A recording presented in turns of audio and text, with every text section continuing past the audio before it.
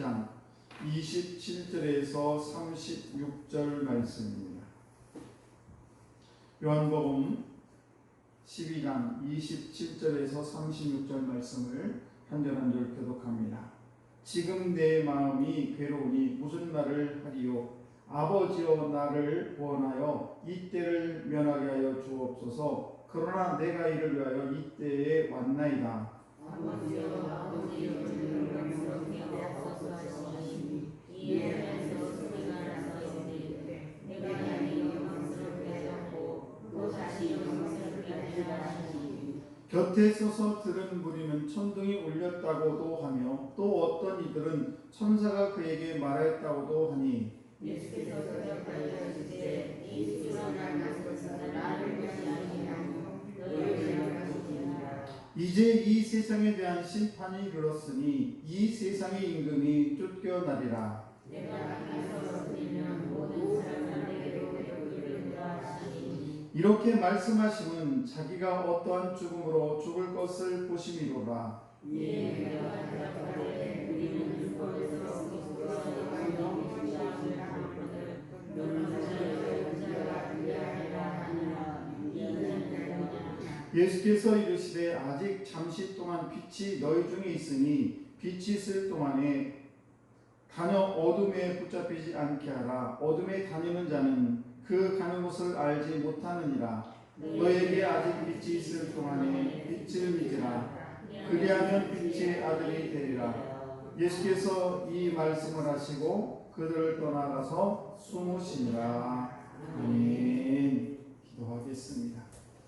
하나님 아버지, 감사합니다. 오늘도 귀한 날 아버지, 많이 더운 가운데도 주의 전에 아버지 사랑하는 성도들 아버지 귀한 새벽을 깨워주시니 참으로 감사합니다. 아버지, 우리 사랑하는 성도들 이 귀한 새벽에도 아버지 은혜를 많이 내려주시기를 바랍니다. 오늘도 말씀을 통하여 다시 한번 하나님의 은혜를 되새기게 하시고 오늘도 저희들 이 무더운 날씨에 예수의 이름으로 승리하는 우리 귀한 성도들 다 되기를 원합니다. 주여, 저희들이 힘과 능력을 허락해 주시고 오늘도 새 힘으로 승리하는 귀한 삶을 살아갈 수 있도록 독수리와 같은 새 힘을 날마다 허락하여 주옵소서. 이 시간에 1,000번 예물을 드립니다. 우리 김세은, 김세진 이 더위에 이 아이들 정말 이 학생들 공부를 열심히 할 수 있도록 도와주시고 하나님이 기뻐하는 귀한 자녀들 될 수 있도록 은총 베풀어 주옵소서. 또한 우리의 자손들을 위해서도 기도합니다. 어디에서 무엇을 하든지 늘 그의 자녀들을 지켜주시고 이 험한 세상에서 자녀들 어디에 있든지 무엇을 하든 하나님의 존귀한 자녀들로 우뚝 세워 주실 줄로 믿습니다. 모든 것에 감사드리며 축복하며 예수님 이름으로 기도드리옵나이다. 아멘. 네, 귀하고 복된 새벽입니다. 오늘도 이 귀한 새벽에 나오신 우리 성도 여러분, 하나님께서 여러분과 함께 하심을 믿으시고 승리하는 여러분 되시기를 주의 이름으로 축복합니다. 어제는 알고 있는 어떤 목사님하고 동문 체육대 준비가 있어서 잠깐 용인을 좀 다녀온 적이 있는데 차 안에서 그런 얘기를 합니다. 자전거를 타고 가는 어떤 학생이 자기 앞에 딱 서더니 이렇게 얘기를 하다는 거예요. 할아버지, 어디로 가야 돼요? 어디 가려면 이쪽으로 가려면 어디로 가야 돼? 이렇게 자기 자신에 대해서 할아버지라는 말에 대해서 깜짝 놀랐다고 그래요. 우리는 가만히 보면은 나도 모르는 사이에 아저씨가 되고 아줌마가 되고 또 할머니가 되고 할아버지가 됩니다. 우리는 이 어떤 사람으로도 아주 낯선 이런 호칭을 받게 되면 조금 어색하게 여겨지죠. 그런데 교회 내에 들어오게 되면 사회적인 어떤 신분을 가지고 있든 직업이 어떤 분이든 상관없이 우리 교회 안에서는 다 직책을 다 내려놓고 뭐 집사님이라든지 아니면 권사님이라든지 이렇게 성도님이라든지 이렇게 불려지게 됩니다. 아무리 이 우리 교회 내에서는 왜 이렇게 사회적인 직분에 따라 부르지 않냐고 교회 오게 되면 다 이렇게 세상과 구별된 그런 호칭을 쓰지 않고 우리만의 호칭을 쓰게 되는 것인가? 우리는 믿음 안에서, 우리는 신앙 안에서 한 공동체 안에서 믿음 안에서 한 형제 자매이기 때문에 그렇게 부르게 되는 것입니다. 예수님께서도 자신에 대한 호칭에 대해서 여러 가지로 불려졌습니다. 예를 들면 보험스를 부르는 선생님이라는 말이 참 많이 나오고, 또 어떤 분들은 예수님에 대해서 랍비어라는 분도 있고, 또 어떤 분은 다윗의 자손이요 이렇게 예수님을 부르는 호칭들이 여러 가지가 있었습니다. 그런데 예수님께서는 그런 호칭에 대해서 스스로에 대해서 이야기를 하지 아니하고, 예수님 자신에 대해서 뭐라고 호칭을 하냐면 인자다라는 말을 씁니다. 오늘도 34절 말씀을 보시게 되면, 이에 무리가 대답하되 우리는 율법에서 그리스도가 영원히 계신함을 들었거늘 너는 어찌 인자가 들려야 하리라 하느냐. 이 인자는 누구냐 이렇게 얘기해요. 예수님은 자기 자신에 대해서 나는 인자다라고 이야기합니다. 여기서 우리가 예수라는 말은 히브리어 말이에요. 그래서 예수라는 이 말은 여호와는 구원해 주신다라는 뜻을 가지고 있어요. 예수라는 말. 우리가 그냥 예수하면 우리 말인 줄 아는데 그게 아니고, 예수라는 말은 히브리어인데 그 여호와는 구원해 주신다는 그런 뜻이고, 그리스도라는 말은 헬라어입니다.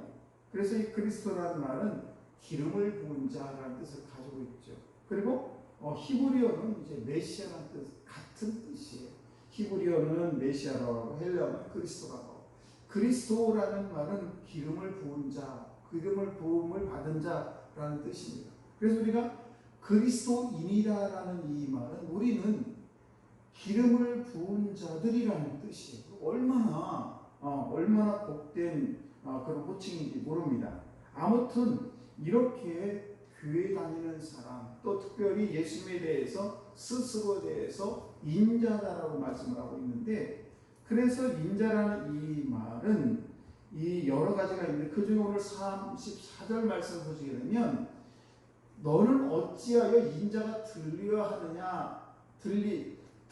하리라 하느냐. 그래서 이 인자가 누구냐라고 물어보고 있습니다. 무슨 말씀입니까?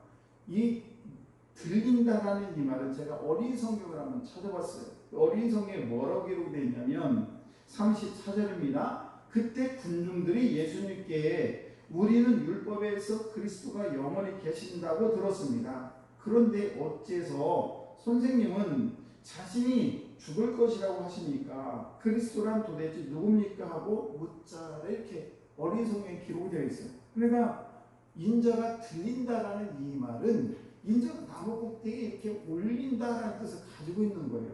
그러니까 십자가의 죽음을 의미하는 것입니다. 그러니까 그 당시에 많은 유대인들이 예수님의 여러 가지 기적과 표적을 보면서 많이 쫓아다녔습니다.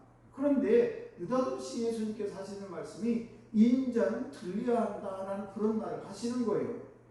아니, 자기들이 생각하고 있을 때 이 예수라는 분이 메시아고 구원할 자고 이스라엘을 해방할 자라고 생각하고 지금 예수님을 졸졸 따라가고 있는데, 그들에게 예수님께서 하시는 말씀이 나는 나무에 달려야 될 사람이다라고 이야기를 하는 것입니다. 그러니까 이 사람들이 볼 때 자기들이 쫓아다니는 의미가 없는 거예요. 그러다 보니까 도대체 이 인자는 누구를 가리키는 것이냐라고 예수님에게 반문한 것을 볼 수가 있습니다. 여러분, 우리가 똑같이 예수를 믿으면서, 저와 여러분들도 마찬가지입니다.